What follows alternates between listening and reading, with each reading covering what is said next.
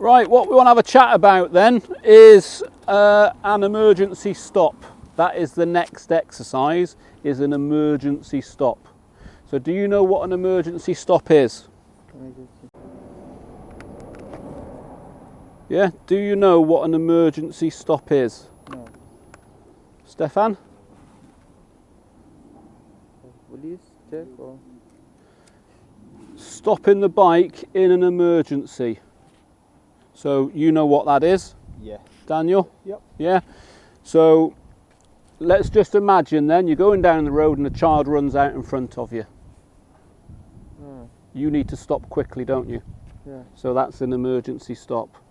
Or you're going down the road and a car pulls out of that junction. You need to stop quickly. So that's an emergency stop. It's bringing the bike to a stop quickly. But before we go into detail about how you're going to do it, could you reduce the likelihood of having to do an emergency stop? Yeah. Yeah? In your surroundings and looking for things that could be potential. And that's somebody that's not a road user saying that. So it's good. Do you understand that? Yeah. You can reduce the likelihood of having to do an emergency stop by planning ahead, observing and anticipating. You understand anticipating? No? So you're going down the road Yeah. and you see a child on the pavement. Child on the pavement. What do you think when you see that child on the pavement? Yeah. Slow the speed. You slow your speed, why? Because you don't know what the child. In case they walk out or run out. Well, that is anticipating. Anticipating. That's anticipating. So you're seeing it and you're thinking about it before it even happens, if it happens. So how could you anticipate a car at a junction? Same maybe. Just slow the speed. I might slow my speed, I might Move. move my position. Well done, yeah. I might move my position in case he does. So that's anticipation. And you need to anticipate everything on the roads, whether it be a pedestrian, an animal, a vehicle. There's so much you can anticipate on the roads. And if you do anticipate as a normal riding, you can reduce the likelihood of having to stop in an emergency. That said, there are times you might have to do an emergency. You've done all that anticipation and then something unexpected happens, you need to stop quickly. So how are you going to stop quickly? Would it be pump the brakes? Pump the brakes. Like hard. Hard. How would you stop quickly, Daniel? For me, I'm going to put my my back brake as well as my. So I'm going to put my back brake and front brake at the same time, and obviously bring in the clutch. A, B, C. How would you stop, Bashir? Slow the clutch with the check with the clutch with the straight. Clutch front. before the brakes or clutch after the brakes? No, before like same time like. Okay.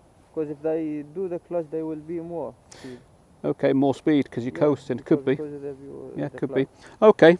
How would you stop, Stefan? Back brake and front brake. Back brake, front brake. Okay. So there's a bit of a mixed view there then. The correct way that you want to be stopping normally and indeed in an emergency situation is front brake followed by back brake. Remember, your front brake is the most powerful brake and then you're going to introduce that back brake immediately afterwards. So the front will take that speed, the front brake, using it progressively and firmly but not harshly. Front brake, back brake, followed by the clutch. On a bike you have a third brake and that is your engine braking. Do you understand the engine braking? So if you're in a gear 3 or gear 4 and you roll off your gas, the engine braking, that gear is going to assist you stopping, slowing down. If you bring your clutch in, you have lost that engine braking. So the clutch wants to come after the brakes.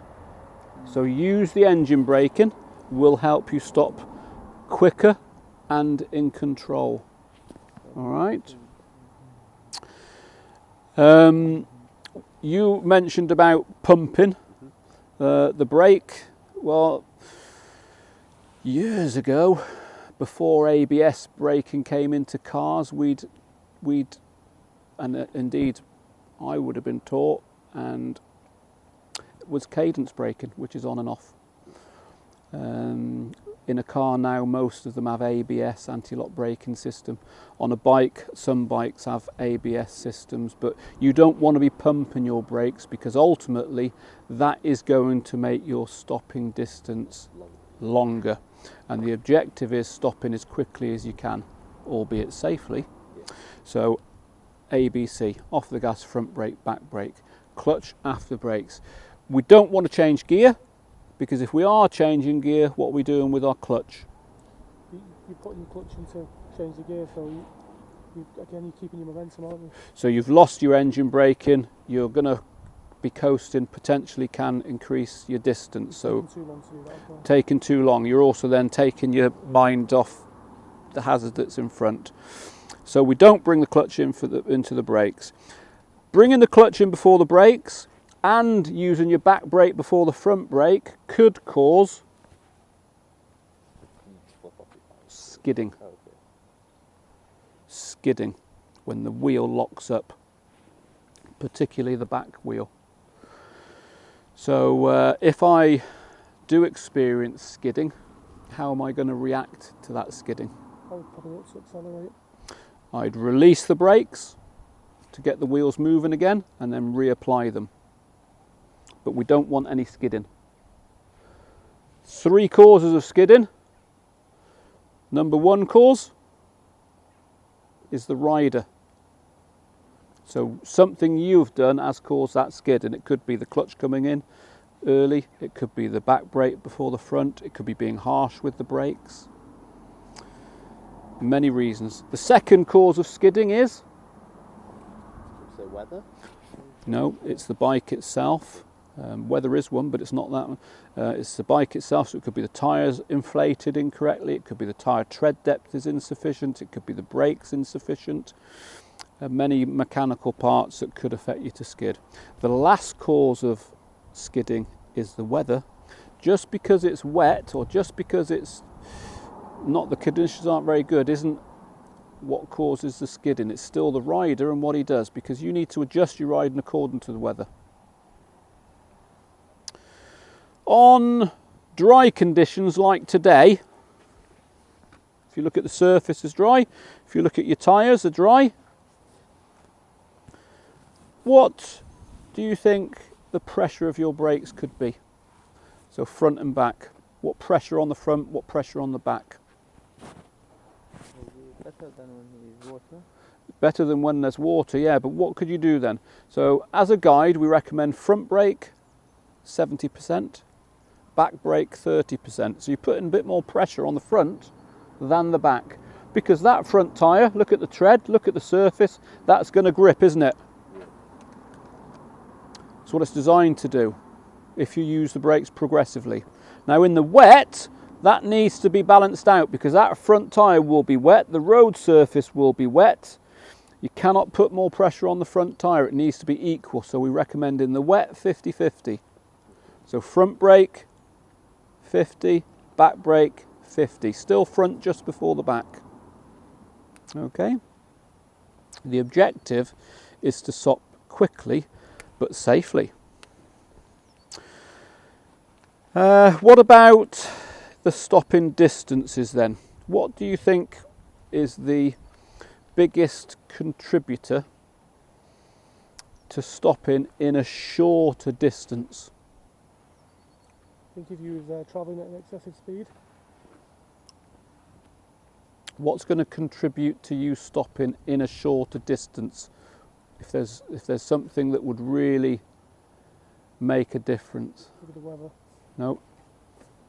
It would be your reaction. So the quicker that you react to that hazard, the quicker you're going to stop, isn't it? So as an example, if you see it and you don't do anything about it, your stopping distance is going to be longer, isn't it? So bear that in mind, which is where you need to be aware and anticipate and observe and looking for hazards that might cause you a problem. Once you've stopped then, in a real life situation, once you've stopped, what do you think you would need to be considering then? Where to go next, maybe? Any dangers around you, I suppose. Absolutely, well done. You'd need to be looking around because you are now a hazard. So the dog's run out, you've done a quick stop to stop because of the dog. What's behind me? I'm now a hazard. Because you cannot look in your mirrors as you're doing that stop, because you need to keep an eye on that hazard in front of you. So once you stopped, remember you're the hazard, what's around me? And if you did do an emergency stop in a real life situation, you might want to go and get a cup of coffee then, mightn't you? And have a chill out. Yeah, but I've never really had to do one in real life myself, so I'm not saying you won't ever have to. You might never have to, but you know, the more you observe, the more you keep a lookout, then that's can reduce the likelihood. So any questions then? No? So we're going to be doing this one at a time. All right, one at a time. Turn that off now. I'm going to go down in the corner there.